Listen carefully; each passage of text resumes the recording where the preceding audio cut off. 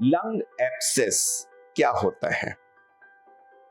Abscess word हम use करते हैं कलेक्शन ऑफ पस। कहीं भी जब पस जमा हो जाता है तो उसको एब्सेस कहते हैं। जब यही प्रक्रिया लंग के अंदर होती है तो उसको हम लंग एब्सेस कहते हैं।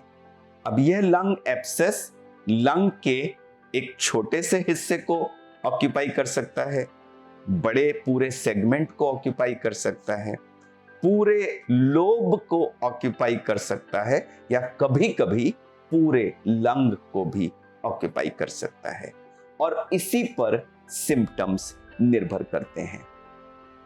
उस व्यक्ति को फीवर होगा, जब भी कभी शरीर के अंदर पस होता है तो फीवर होता है।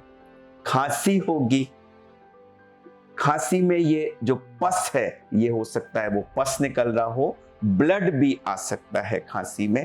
चेस्ट में पेन होगा, और अगर ये पस या एब्सेस फट जाता है तो चेस्ट के अंदर पस बन जाता है, जिसको हम एम्पाइमा कहते हैं। ऐसे में चेस्ट में पेन, चेस्ट की मूवमेंट नहीं होना, सांस फूलना, ये सब प्रॉब्लम्स भी हो सकती हैं।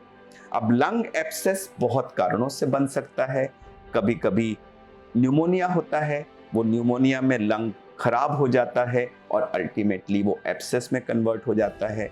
कभी कभी कुछ प्री एग्जिस्टिंग सिस्ट्स यानी कुछ बैलून जैसी चीजें लंग के अंदर होती हैं, वो इन्फेक्ट हो जाती हैं। कोई और सिस्ट्स होती हैं, वो इन्फेक्ट हो जाती हैं। कभी कभी एक्सीडेंट्स वगैरह के केसेस में चोट लगने से लंग के अंदर ब्लड इकट्ठा होता है और वो इन्फेक्ट हो जाता है बाद में उसकी वजह से। तो बहुत सारे कारण, बड़ी लंबी लिस्ट है कारणों की जिनकी वजह से लंग के अंदर एब्सेस बन जाता है और वो फिर पेशेंट को परेशान करता है।